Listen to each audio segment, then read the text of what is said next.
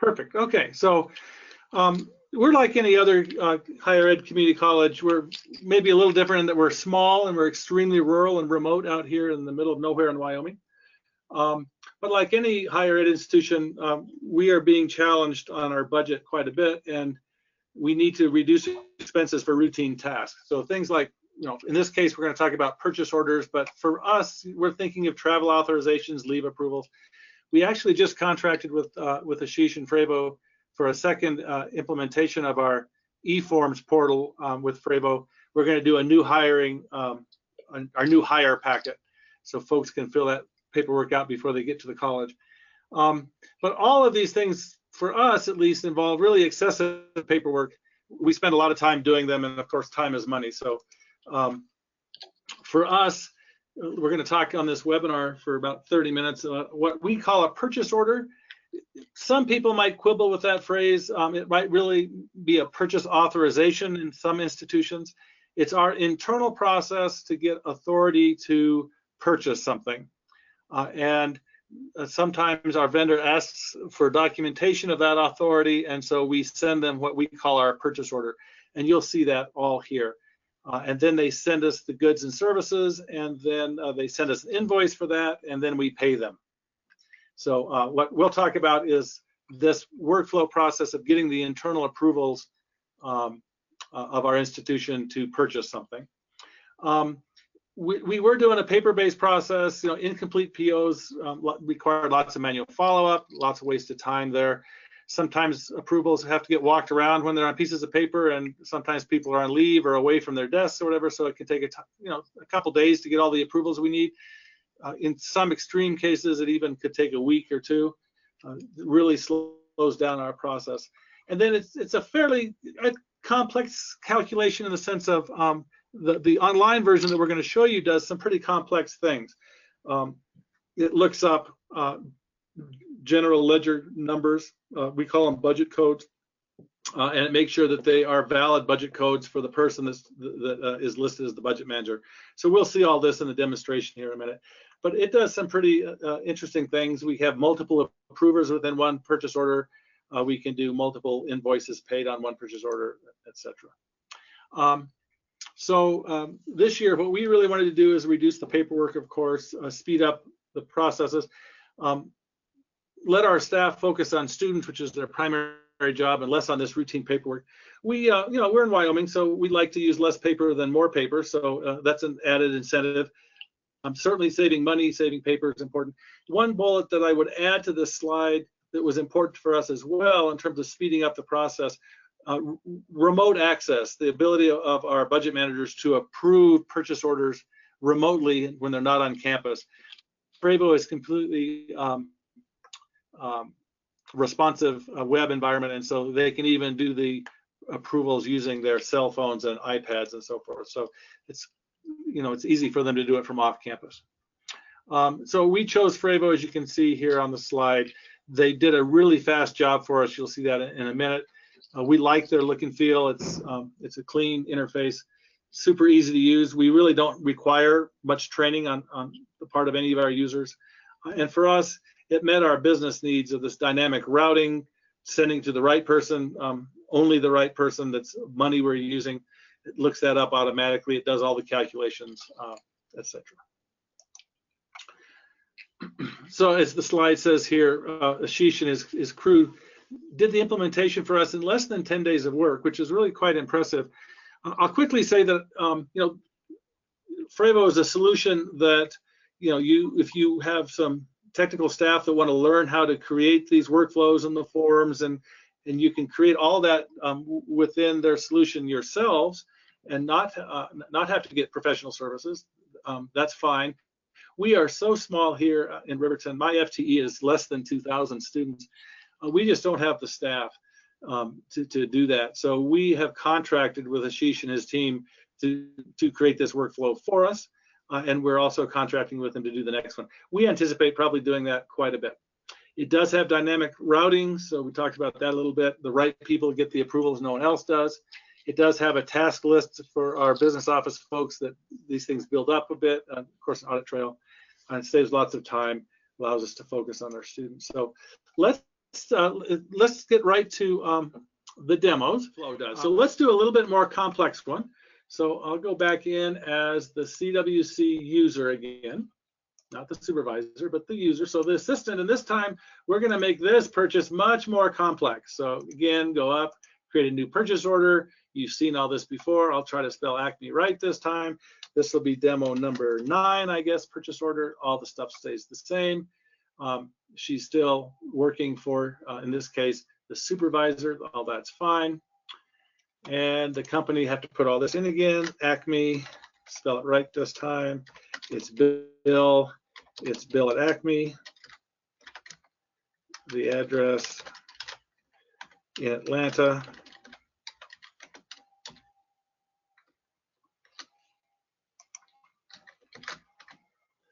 I still don't know the zip code or the phone number. All that's done. And now we'll start doing the more complex things. So the first thing is we're going to buy some things. They're going to be expensive things. So we make sure we get above $2,500 here. And the GL number is going to be whose supervisor's GL number again. So 10-210-654-321.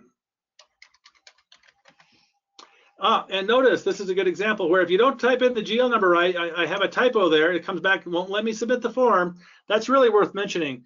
A lot of the problems with the paper form is people would put the wrong GL number here. They do the math wrong. They do something wrong. And a lot of the refusals in the paper process gets fixed just because we're doing error checking here. And that's something that I should have mentioned probably earlier. So much of the problems just go away when you're doing an electronic form and you have error checking. FREDO does a good job with that. So this $10,000, 10 of these $1,000 items is going to come out of the CWC supervisor. So this hasn't changed yet, but let's go ahead and add something else. And some other department wants a computer, and they're going to have to pay for it. And that computer is going to cost, I don't know, $899. And their GL number that they said we could use is a different GL number. And you can see that now this is a different budget manager now. So this purchase order is buying several things from the same company, but 2 different GL codes, 2 different budgets you're paying for it, and it's going to require 2 different people to approve it. So this is the multiple GLs, the complexity with multiple budget managers, and it's now way more than $2,500. So we're going to have to get VP admin approval here. So those are this is the complex case. Notice I can also add files here. You know, I might have a contract that I want to add, so I can add here and attach a contract or something like that, a quote maybe, something like that. The user signs it. Well, I have an invalid control. What have I not done? Oh, okay. Isn't that cool? I thought there was a problem here, and it made me nervous, but I don't have an email address up here. And so the control wouldn't let me sign it. That's actually a feature. No, I really didn't do that on purpose. Now that I have a valid, everything valid in the form here, I'll sign it and it'll let me sign it. Isn't that great? Not intended. Okay, so the user's done, and what's going to happen? Well, first it has to go to her supervisor for approval. So we're going to log out. Here's the emails. It's going to say, hey, supervisor, CWC supervisor, you got an approval here, blah, blah, blah. Click the link. Now I got to go log in as the supervisor.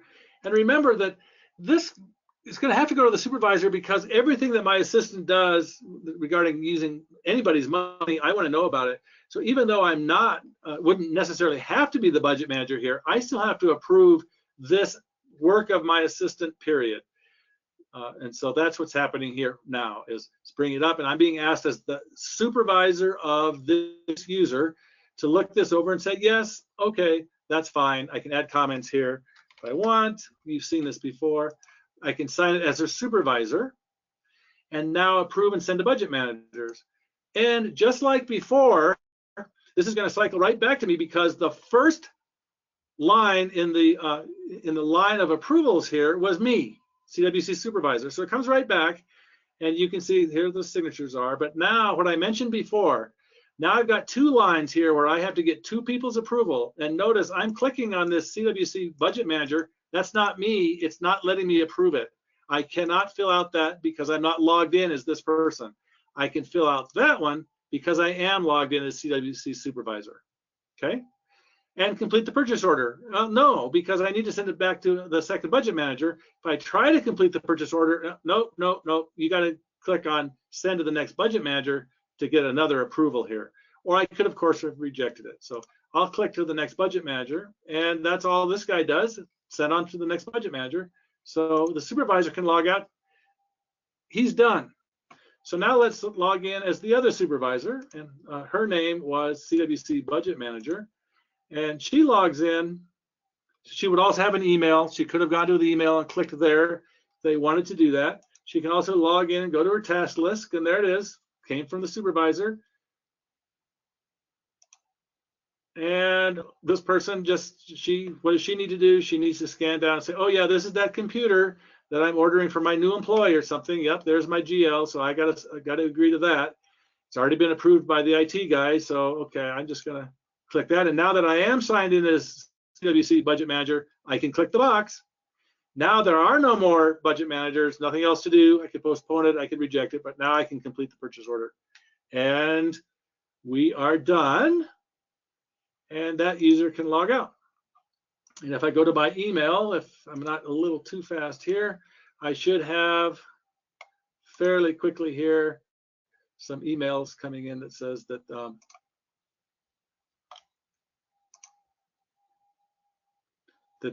yep, this has been done. Oh, I forgot. Oh, my bad, very bad.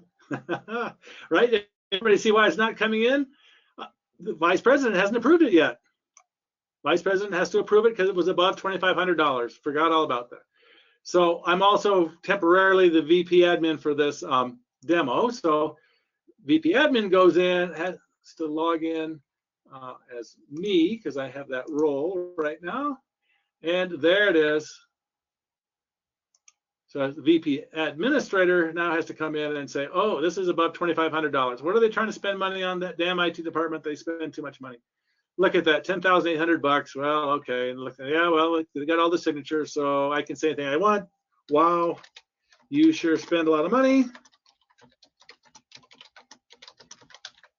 I think a lot is supposed to be one word, but maybe not in that case, I don't know. I'm a terrible speller. Maybe it is 2 words, okay, whatever. And now the vice president signs it and approves and finishes the purchase order and wait for it to come back. And now the purchase order has been sent to CWC user. And I clicked too fast that last time. If we'd looked at this a little more closely, it would have said it was sent to the vice president for approval. I just went by it too fast. So vice president logs out.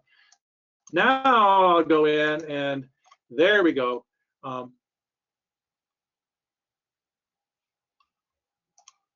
There's the purchase order attached. My assistant can go mail that to the vendor, Acme, and say, hey, we need $10,899 worth of goods. It's all signed, and as you can see this time, there it is. This purchase order exceeds the threshold, and there's the signature from the VP. Okay, so that gets us through the approval process in all cases, and that's what I wanted to show with these 2 demos. But what we haven't shown you yet is what about, how do we do the invoicing parts of this? So my assistant sent this out, that's great. Now she gets in and she gets the $10,000 worth of stuff, but the computer's back ordered. So what does she do? Well, so she has an invoice for the $10,000 worth of stuff. So she can go here, she can log in.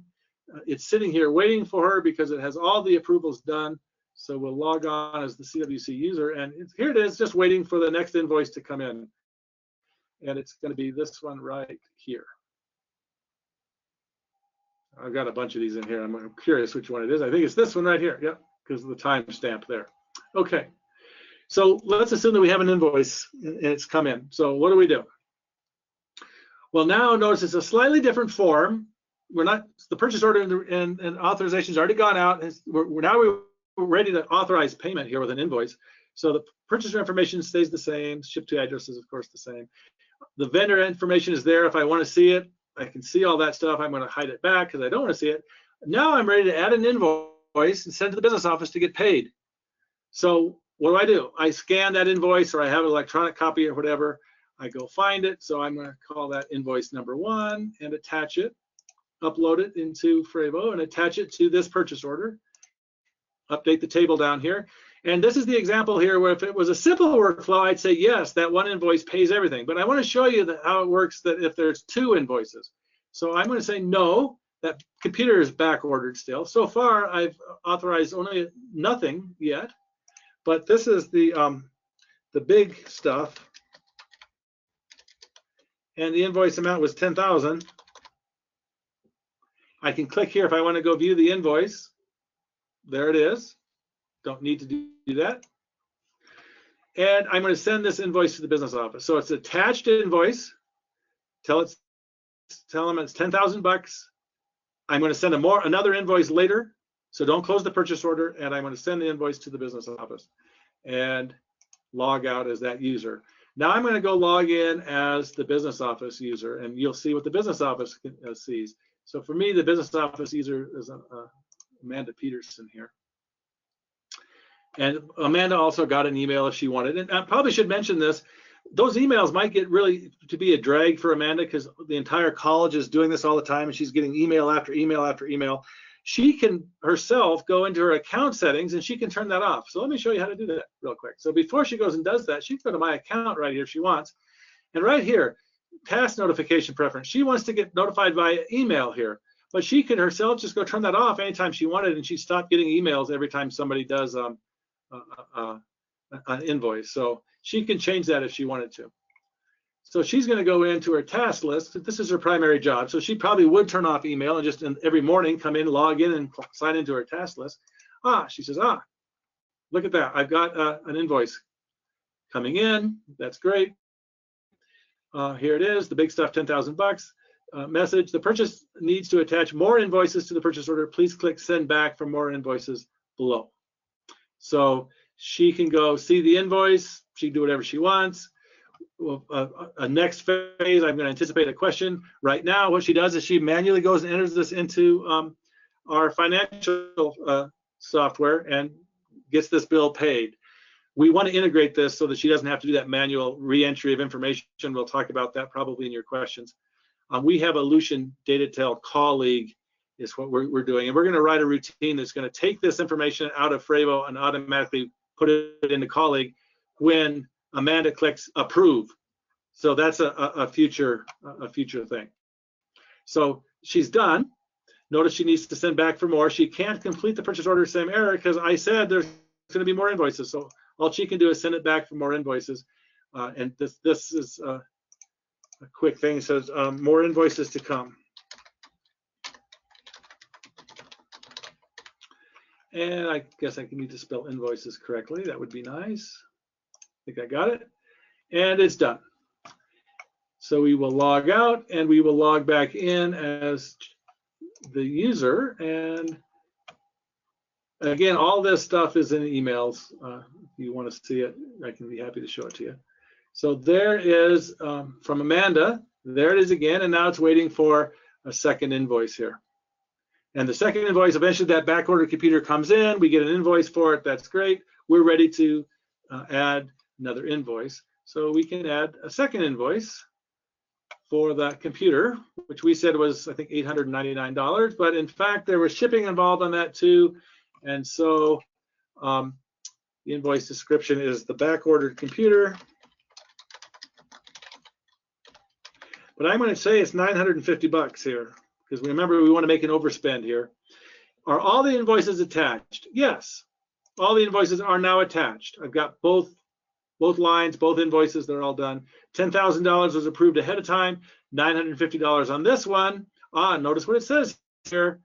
This is now required. Now that I've gone over the approved amount, 950 plus 10,000 is 10,950. I think we approved it at 10,899.